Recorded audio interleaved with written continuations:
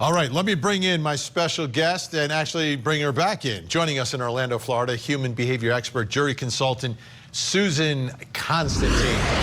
Susan, thanks so much.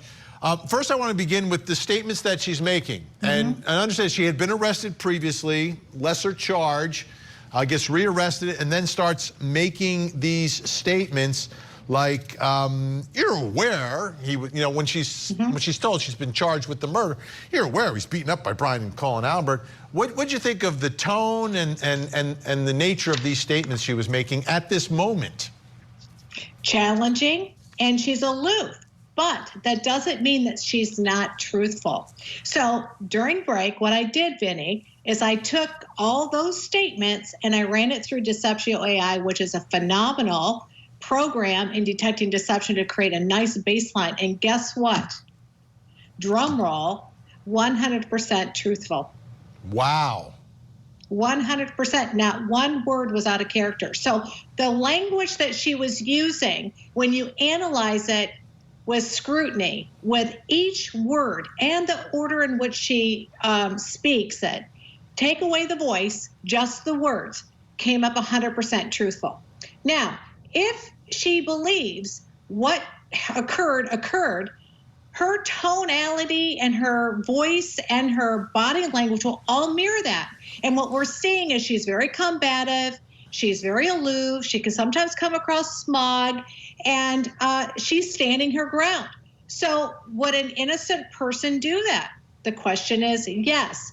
She's challenging, which is she's not taking the other approach as the victim. She's coming at him like a bull.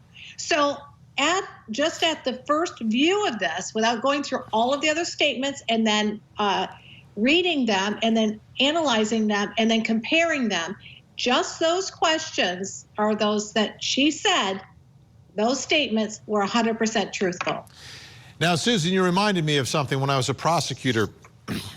There was one person who I was convinced was innocent. There was a grainy, this is way back when, so the video was grainy, obviously, and it was of someone stealing something. And the person who was accused came into the prosecutor's office to view the video with his attorney. And they showed him, they said, because the prosecutor, I wasn't handling this case, someone else was, but I was right there watching it. And the defendant looked at the video and said, that's not me. That's not me. And I could tell that he was convinced it was not him, like he knows what he looks, and was screaming at the top of his lungs, yelling at the prosecutor, and stormed out of the office, and his lawyer was left behind. I could not believe what I had just seen, but it stuck in my mind all these years, the defiance and like going after the prosecutor because you have wrongfully accused me of something. That's not me in the video.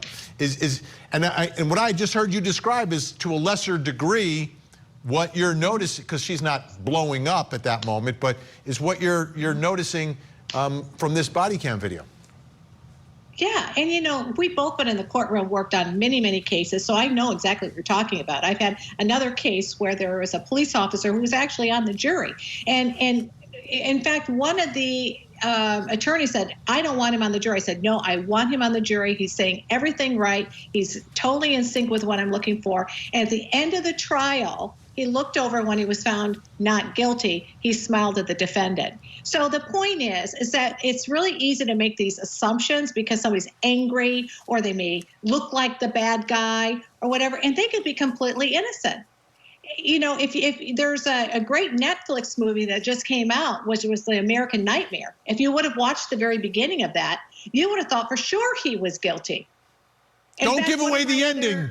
Don't give away the ending. I'm going to watch it now this weekend.